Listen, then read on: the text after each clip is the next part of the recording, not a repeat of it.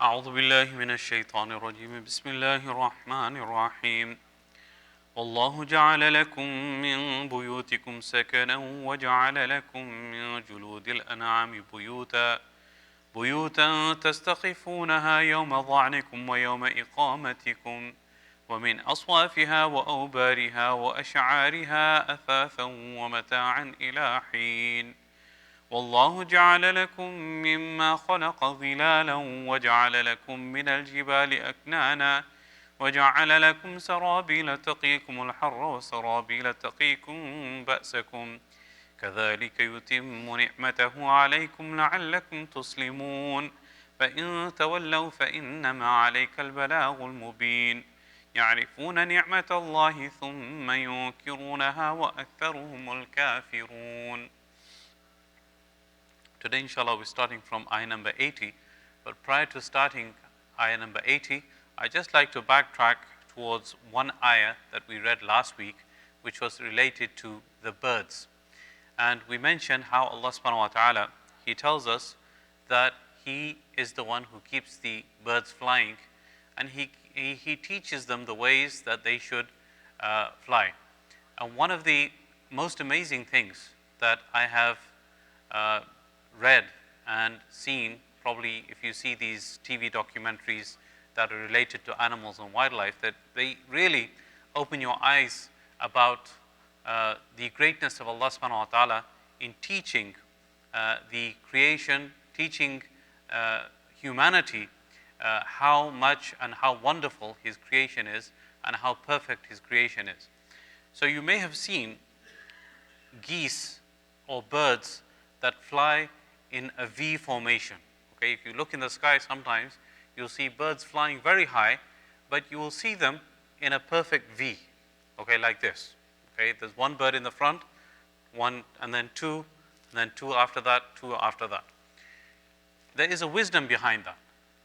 And what the scientists have found is that when the birds are flying in a V formation, the bird that is at the front, what he does, he's flying slightly higher than the ones behind. And when it flaps its wings, what happens is that the wind that its wings generate, the birds behind it, they use that same power that has been generated so that they don't have to exert much energy. Okay, so basically you can say, like in the case of a plane when it flies, the contrails or the wind that it generates, it results in turbulence for the planes behind it. So similarly, when the geese flaps its wings that is at the front, it releases wind, and that wind is benefited from by the geese behind it so that they don't have to exert that much energy. So the one at the front, he's giving all the energy, and the ones at the back, they're not using that much energy.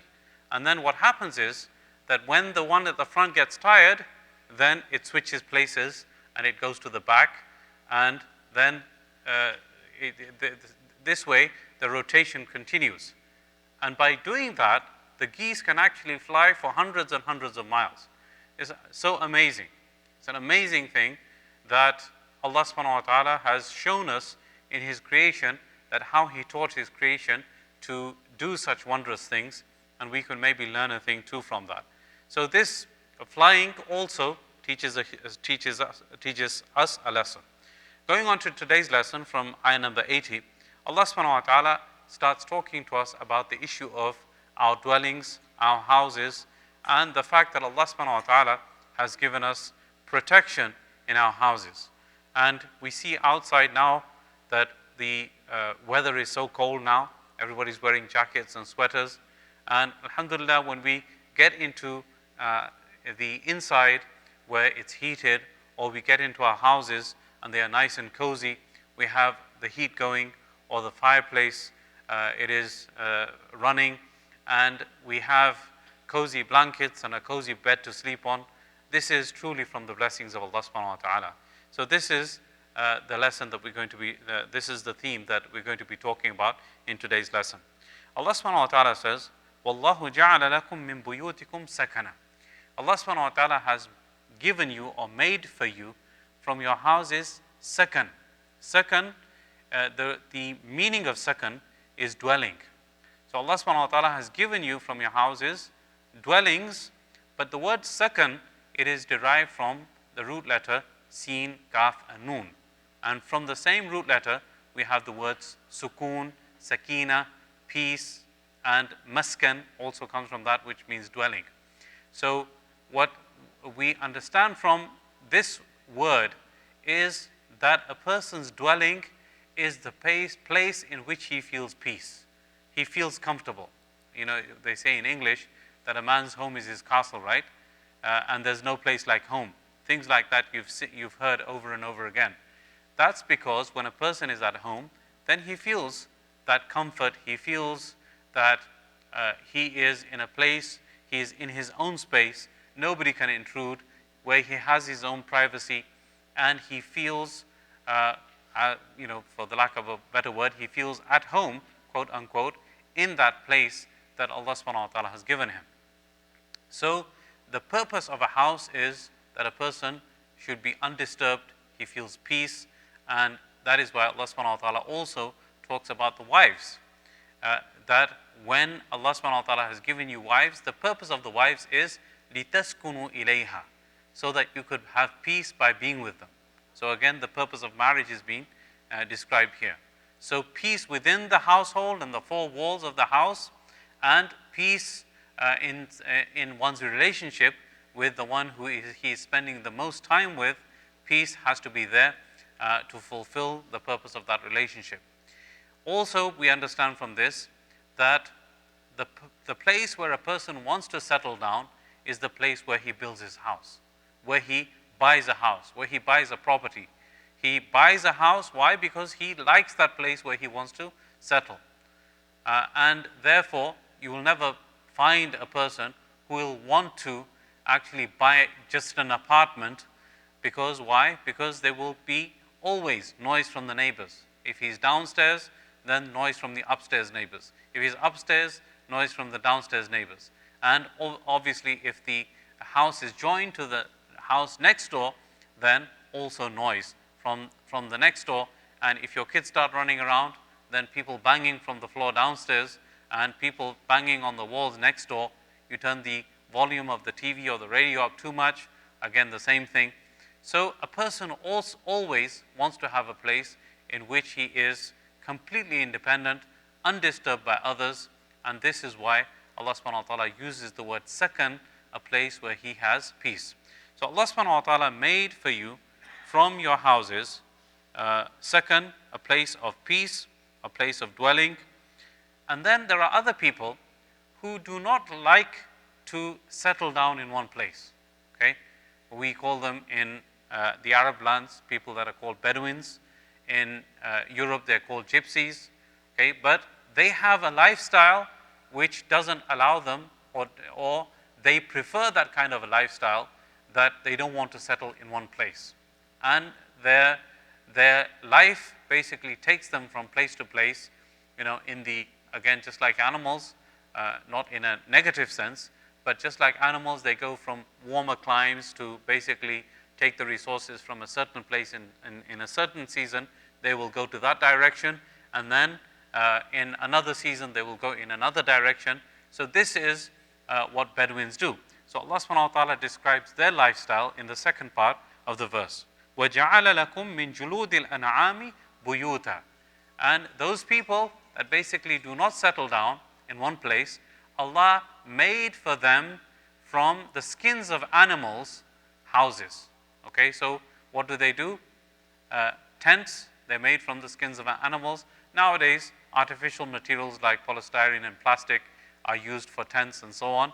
But in the old days, the skins of animals used to be sufficient for them to make their tents with. Okay, so He made for you from the skins of animals houses. تَسْتَخِفُونَهَا يَوْمَ ظَعْنِكُمْ وَيَوْمَ إِقَامَتِكُمْ. You regard these houses that are made from the skins of animals, you regard them as very light. Okay, so if a person is a Bedouin, okay, and he wants to move from place to place, he cannot just take a house and rip it off the ground and start moving along with it. Nowadays you have even these mobile houses, right? Caravans, RVs and so on. But if a person is a Bedouin and he's living in a tent, then he has to travel light.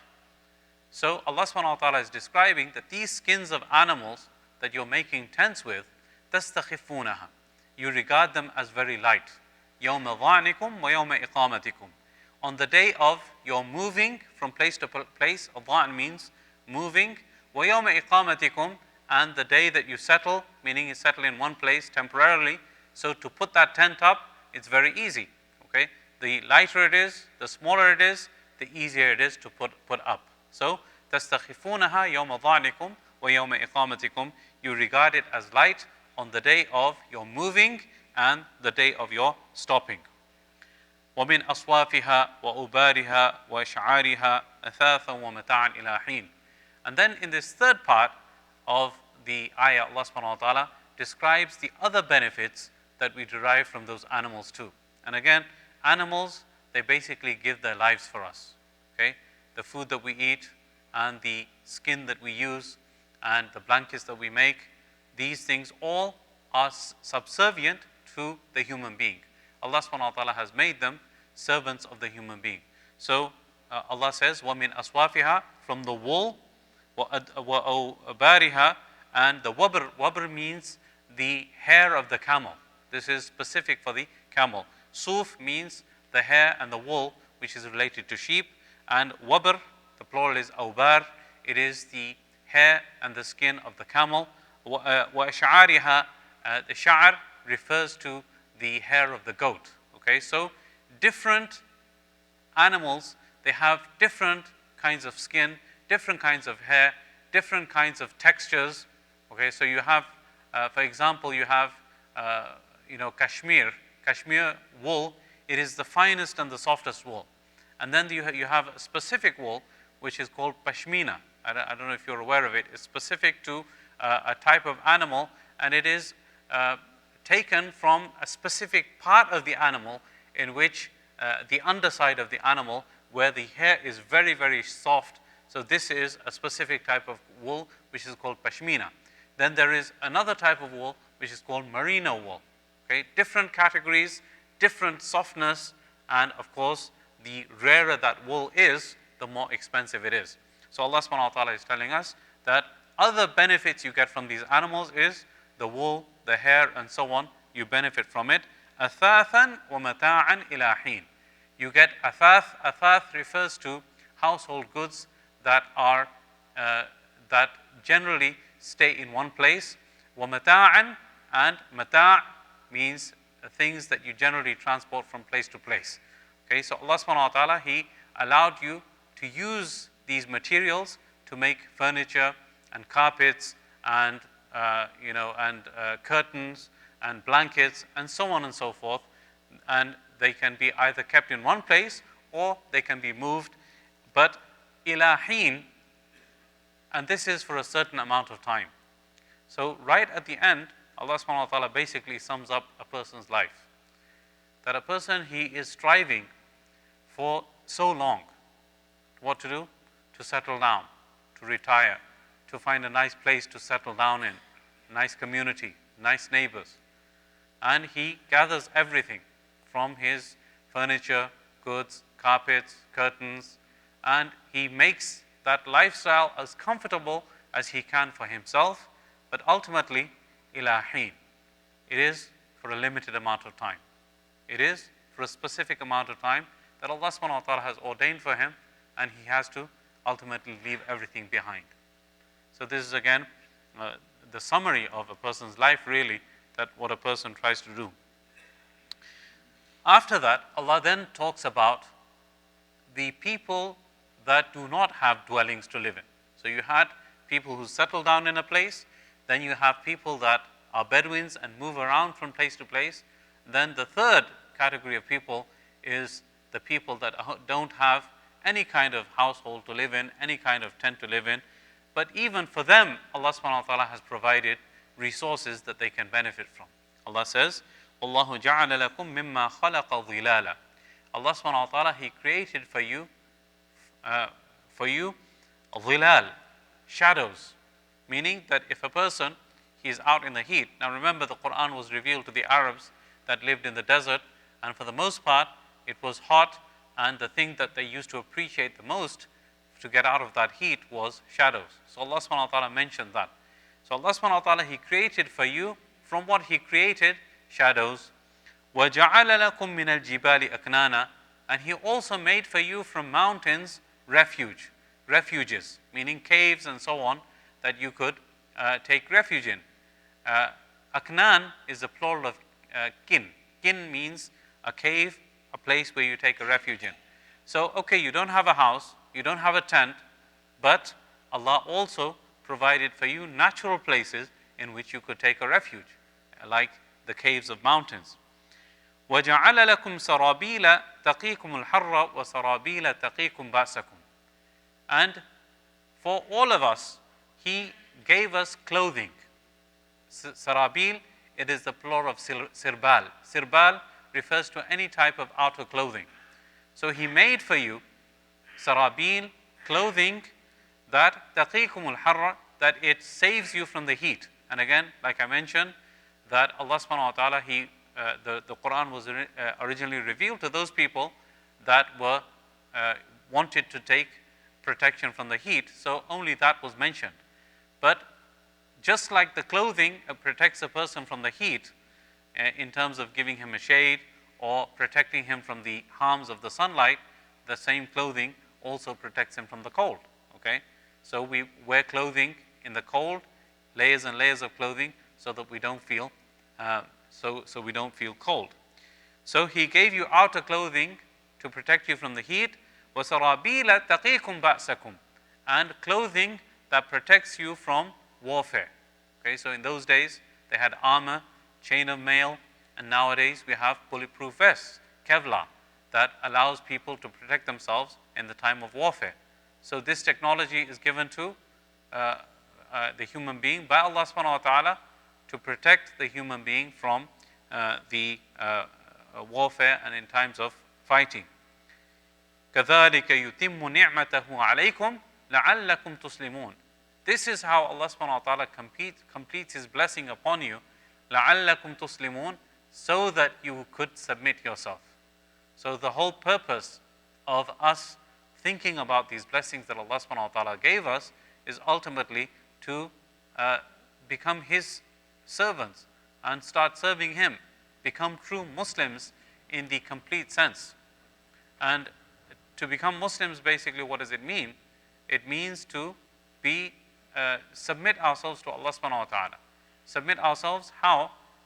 The word used for Ibrahim alayhi salatu wasalam when he is sacrificing Ismail alayhi salam, or trying to sacrifice him, is فَلَمَّا أَسْلَمَا. When both of them, they became Muslim. Aslama, they both submitted themselves.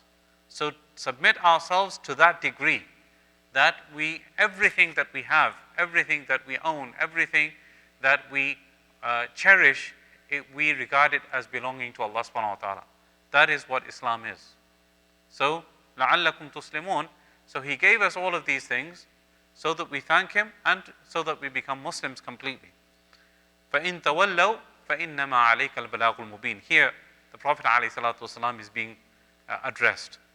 And he is being told that, look, after all these things that we've given to the human being, in terms of the whole of the creation being subservient to Him, if they still turn away from you and turn away from the message, then, O Prophet of Allah, إِنَّمَا عَلَيْكَ الْبَلَاغُ الْمُبِينُ. Your responsibility is just giving the clear message. Okay, once you've given the message, then you've fulfilled the responsibility. And Allah subhanahu wa ta'ala, throughout the Quran, He addresses the Prophet sallallahu alaihi wasallam in various ways and tells him, لَعَلَّكَ بَاخِعٌ نَفْسَكَ أَلَّا يَكُونُوا مُؤْمِنِينَ. Are you going to destroy yourself if these people do not have iman? لَعَلَّكَ بَاخِعٌ نَفْسَكَ عَلَى آثَارِهِمْ إِن لَمْ يُؤْمِنُوا بِهَذَا الْحَدِيثِ أَسَفًا. In Surah Al-Kahf, are you going to destroy yourself in following them around and out of sorrow you're going to destroy yourself if they don't have iman on you, if they don't have iman on this message? So Allah is consoling him and telling him that once you've given the message, then really that you fulfilled your responsibility. So al-balaghul mubin refers to giving the message completely without any kind of shortcoming, and this is exactly what the Prophet ﷺ did, and he did what a prophet is supposed to do. So Allah then refers back to those people that reject the message of the Prophet ﷺ. Where do they stand in front of Allah subhanahu wa ta'ala? Allah says, يَعْرِفُونَ نِعْمَةَ اللَّهِ ثُمَّ يُنْكِرُونَهَا وَأَكْثَرُهُمُ الْكَافِرُونَ. They recognize the blessing of Allah subhanahu wa ta'ala, then they deny it. To recognize it, internally they recognize it, that Allah subhanahu wa ta'ala has given me so much, but then outwardly, ثُمَّ يُنْكِرُونَهَا, then they deny it. By what? By worshipping other than Allah subhanahu wa ta'ala, or rejecting Allah subhanahu wa ta'ala completely, not worshipping Him at all, not even acknowledging His existence, that everything came into existence by itself, and there's no creator, na'udhu billah. There are such people that do that. So they see everything that Allah has given us, and then yunkirunaha, then they deny those blessings of Allah subhanahu wa ta'ala. وَأَكْثَرُهُمُ الْكَافِرُونَ, and the majority of them are disbelievers. And Allah subhanahu wa ta'ala actually, He has mentioned this throughout the Quran, that whenever we look at the population of humans, we will find that the minor portion will be Muslim, and the majority of them will be people that do not accept Islam. وَأَكْثَرُهُمُ الْكَافِرُونَ. But at the same time, when Allah subhanahu wa ta'ala has used the word akthar, that also means that there will be people, even though they're a minority, but there's a possibility that they may accept Islam. So that leaves the door open for us to give them da'wah. If Allah subhanahu wa ta'ala has used the word kulluhum kafirun, all of them are disbelievers, then, then everything is, the door is closed, they're all disbelievers, so why should we give da'wah to them? So the word akthar, the fine point that we can understand from this is that there is a possibility, even remote, but that minority will become a Muslim, and we have to focus on the minority so that they become Muslims. So Allah subhanahu wa ta'ala says, وَأَكْثَرُهُمُ الْكَافِرُونَ, the majority of them are disbelievers. So the summary basically is that Allah subhanahu wa ta'ala has given us so much. Our houses, our dwellings, our cars, our clothes, all of these things are there for our comfort and our comfort alone. Everything has been given to us so that we have a peaceful existence in this world. But what Allah wants from us in return is simply to acknowledge His existence, to worship Him, to recognize Him as our creator, and simply do what He wants us to do in our lives, which is not too much. In the deen yusr, the deen is actually very, very easy as long as we don't make it a burden upon ourselves. Okay, so that's all that Allah subhanahu wa ta'ala wants. So we just have to tweak our lifestyle, change ourselves a little bit so that Allah subhanahu wa ta'ala becomes pleased with us. And just like He is giving us peace and ease in this world, He will inshallah give us also ease in the hereafter. I pray that Allah subhanahu wa ta'ala gives us tawfiq to understand and practice what has been said and heard.